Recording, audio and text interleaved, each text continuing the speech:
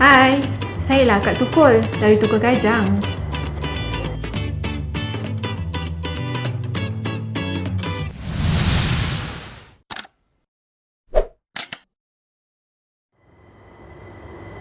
Okey, benda yang paling pertama korang buat sebelum masuk rumah dan terakhir selepas korang tutup rumah, apa yang korang buat? Rasa tahu tak? Ingat tak?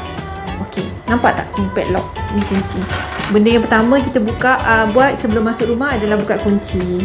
Dan terakhir, sebelum kita keluar rumah, tutup kunci. Okey, nampak tak ni padlock? Ni kunci ni. Ada tak sesekali korang rasa macam ketat dah susah nak buka?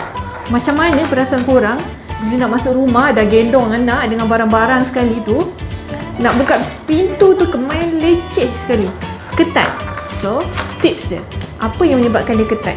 Kunci ni bila kita susah nak buka, nak tekan-tekan dia ni, nak buka dia payah. Tahu tak sebab apa? Sebab kat sini dah jam, dah ada karat dah kat sini sebab terkena air dan wap. Okey, apa kita boleh buat? Tak payah susah payah nak beli WD-40 bagai. So kita cuma perlu letak minyak masak je kat dapur ada kan. Pergi lari kejap, ambil minyak masak, tuang kat sini.